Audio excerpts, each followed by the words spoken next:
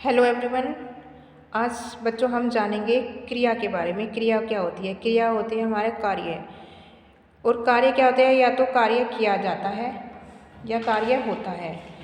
तो बच्चों, जिन शब्दों से किसी कार्य के करने या होने का पता चलता है उन्हें हम क्रिया कहते हैं। जैसे कबूतर दाना चुग रहे हैं, बच्चे पटाखे चला रहे हैं, बादलों में बिजली चमक रही है, वर्षा हो रही है।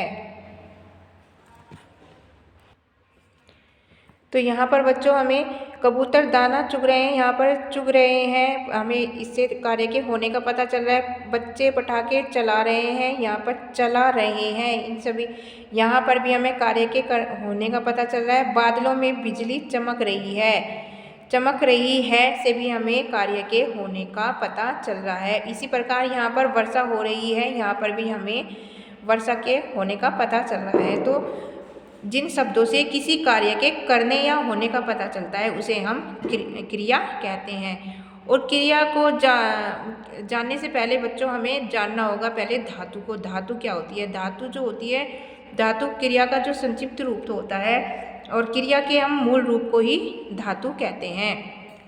जैसे हमारी धातु हो गई आ, और आ में आ क्रिया, आ में आ धातु में हमने क्या लगाया? ना प्रत्यय लगा दिया। मोस्टली क्या होता है, ना प्रत्यय लगाने से, धातु में ना प्रत्यय लगाने से क्रिया शब्द बनते हैं। जैसे यहाँ पर आ में हमने ना प्रत्यय लगाया तो इससे हमारा बन गया आना।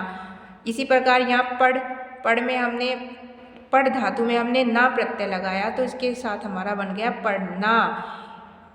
नेक्स्ट हमारा है चल, चल धातु के साथ हमने ना प्रत्यय जोड़ा है तो इससे हमारा क्या बन गया? चलना। नेक्स्ट हमारा है कर, तो कर के साथ हमने ना प्रत्यय जोड़ा तो हमारा यहाँ क्या बन गया? करना। तो ये सब क्या है? ये सब हमारे मूल धातु रूप हैं, और इससे हमारे ना प्रत्यय लगाने से क्रिया शब्द बन गए हैं। आना, पढ़ना, चलना, खाना, पीना, ये सब क्या है? हमारे क्रिया शब्द हैं। तो बच्चों, आपने जैसे क्रिया के बारे में जाना। जिन शब्दों से किसी कार्य के करने या होने का पता चलता है उन्हें हम क्या कहते हैं? क्रिया कहते हैं। और क्रिया यानी कि कार्य, कार्य या तो होता है और या किया जाता है। और अगर हमें क्रिया पढ़नी है तो हमें धातु का पता होना चाहिए। धातु मैंने आपको बताई है। धातु इसका क्रिया के मूल रूप को यानी कि संक्षिप्त रूप को धातु कहते हैं। और धातु के धातु शब्दों में ना प्रत्यय लगाने से हमारी क्या बनती है? हमारी क्रिया शब्द बनते हैं। तो इसके बाद हम बच्चों जानेंगे क्रिया किसे, क्रिया कितने प्रकार की होती है। क्रिया हमारी दो प्रकार की होती है।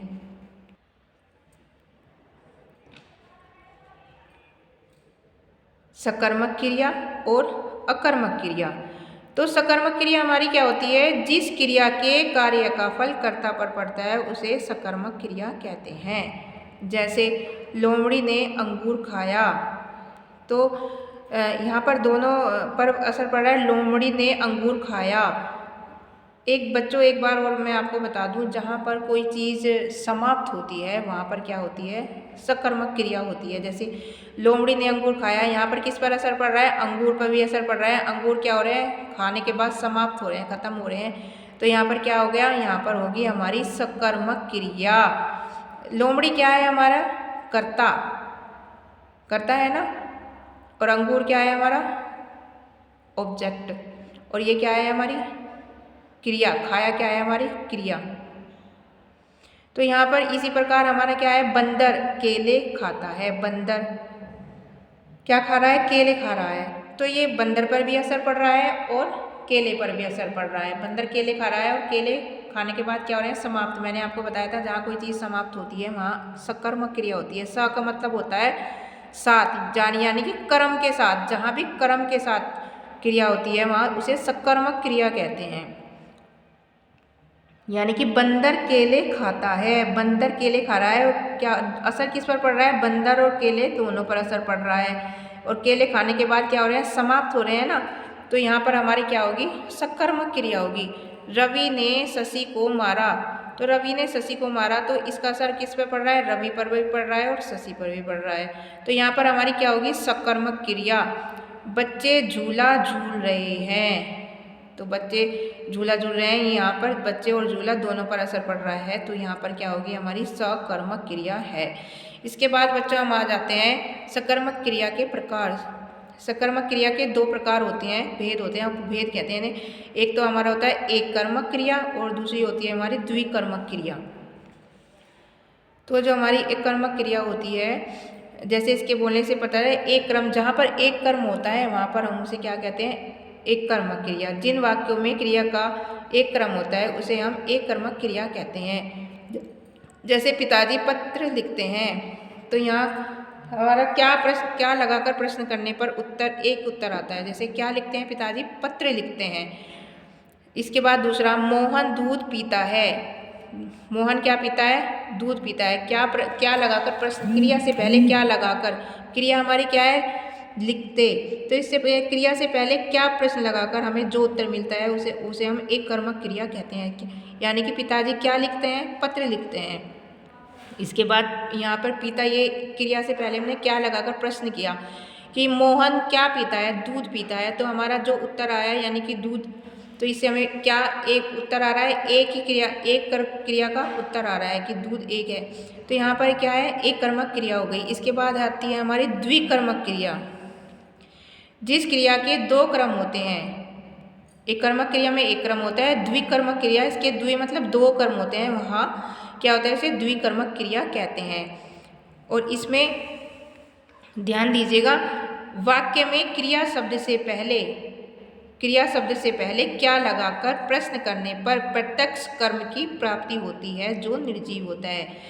क्रिया से पहले क्या लगाकर प्रश्न करने से जो हमारा उत्तर आता है वो हमारा क्या होता है, निर्जीव। और निर्जीव किसे कहते हैं, जो सांस नहीं लेते, जो खाते पीते नहीं, उन्हें हम निर्जीव कहते हैं। तो वाक्य में क्रिया शब्द से पहले क्या लगाकर प्रश्न करने पर जो प्रत्यक्ष कर्म की प्राप्ति होती है, जो निर्जीव होता है। ठीक है। और दूसरा, वाक्य में क्रिया शब्द से पहले किसे और किसको शब्द लगाकर प्रश्न करने पर अप्रत्यक्ष कर्म की प्राप्ति होती है, जो सजीव होता है। क्या होता है, जो सजीव होता है, उसे हम क्या कहते, वो हमारा द्विकर्मक, उससे हमें पता चलता है कि यहाँ पर द्विकर्मक क्रिया है। जैसे उदाहरण के लिए देख लेते हैं, राधा ने मोहन को नाश्ता कराया। तो यहाँ पर हमने क्रिया से पहले कराया, हमने बताया था क्रिया से पहले क्या लगाकर हमें क्वेश्चन करना है, तो हमने क्या लगाकर क्वेश्चन किया, तो यहाँ क्या कराया, नाश्ता कराया। नाश्ता क्या होता है, निर्जीव होता है ना नाश्ता।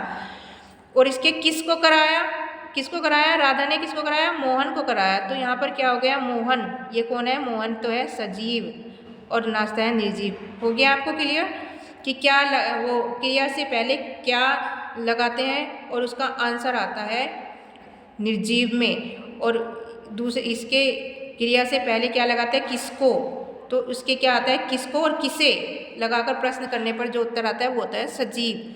इसके बाद एक और उदाहरण हम देख लेते हैं। छात्र ने अध्यापिका को कॉपी दिखाई। तो छात्र ने क्या दिखाई, कॉपी दिखाई। कॉपी कैसी है, निर्जीव है। और किसको दिखाई, अध्यापिका को। अध्यापिका क्या है, सजीव है।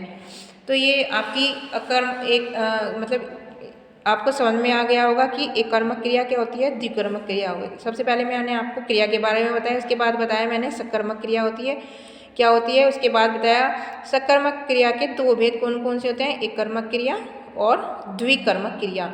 अब आप जानेंगे अकर्मक क्रिया के बारे में। पहले आपने सकर्मक क्रिया के बारे में जाना। स का मतलब होता है यानी कि साथ, जो क्रिया क्रम के साथ है, और इसमें अकर्मक जो साथ में नहीं है। स का मतलब साथ और अ का मतलब यानी कि नहीं है।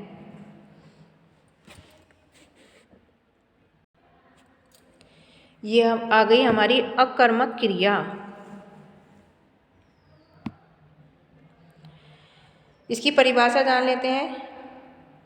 जिन क्रियाओं में कर्म की अपेक्षा नहीं होती और क्रिया का फल कर्ता पर पड़ता है, उन्हें कर्मक क्रिया कहते हैं। यहाँ केवल जो भी असर पड़ेगा वो केवल कर्ता पर पड़ेगा। तो यहाँ पर उदाहरण देख लेते हैं। राम सो रहा है, तो इसका असर किस पर पड़ रहा है, केवल राम पर पड़ रहा है, किसी और चीज़ पर नहीं पड़ रहा है। पक्षी उड़ते हैं। पक्षी आकाश में उड़ते हैं, ना तो आकाश पे फर्क पड़ रहा है, ना पानी पर, ना हवा पर, किसी चीज़ पर कोई फर्क नहीं पड़ रहा है। फर्क पड़ रहा है तो पक्षी पर पड़ रहा है। सीता हंस रही है। सीता के हंसने से किसी को कोई फर्क नहीं पड़ रहा है। फर्क किस पर पड़ रहा है? केवल कर्ता पर पड़ रहा है। इसके बाद हाथी नदी में नहाता है। हाथी जो है नदी में नहाता है, तो इसके नहाने का असर किस पर पड़ रहा है? केवल हाथी पर पड़ रहा है। तो यहाँ क्या होगी? अकर्मक क्रिया होगी, जो क्रिया के साथ नहीं है। ओके स्टूडेंट्स, तो अब हम थोड़े से कुछ उदाहरण ले लेते हैं। उदाहरण,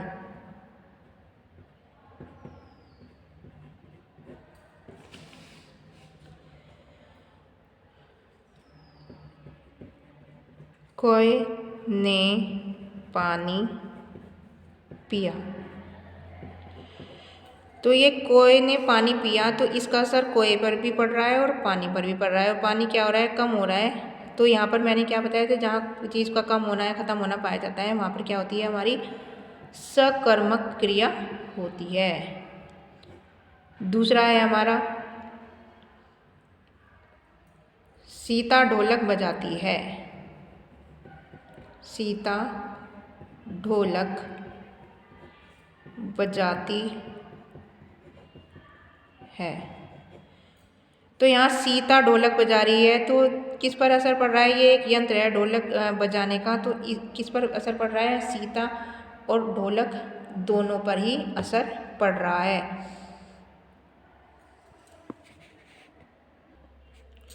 तो बच्चों, आपको ध्यान करना है, जहाँ कर्ता के अलावा किसी और पर भी इफेक्ट पड़े, प्रभाव पड़े, तो वहाँ क्या होगी? हमारी कौन सी क्रिया होगी? हमारी सकर्मक क्रिया होगी। अब यह चीता तेज दौड़ता है। चीता तेज दौड़ता। अब चीता या तेज दौड़े या कम दौड़े, कैसे भी दौड़े, लेकिन इस पे असर किस पर पड़ रहा है? केवल चीते पर पड़ रहा है। जहाँ केवल सब्जेक्ट पर इसका असर पड़ता है, तो वहाँ पर क्या होगी? वहाँ पर अकर्मक क्रिया होगी। ठीक है बच्चों, तो आई होप आपको ये क्रिया आज समझ में आ गई होगी स्टूडेंट्स। तो आपको ये वीडियो को ध्यानपूर्वक देखना है और क्या करना है? आपको अपने बुक वर्क भी फिल करना है। Thank you. Have a beautiful day.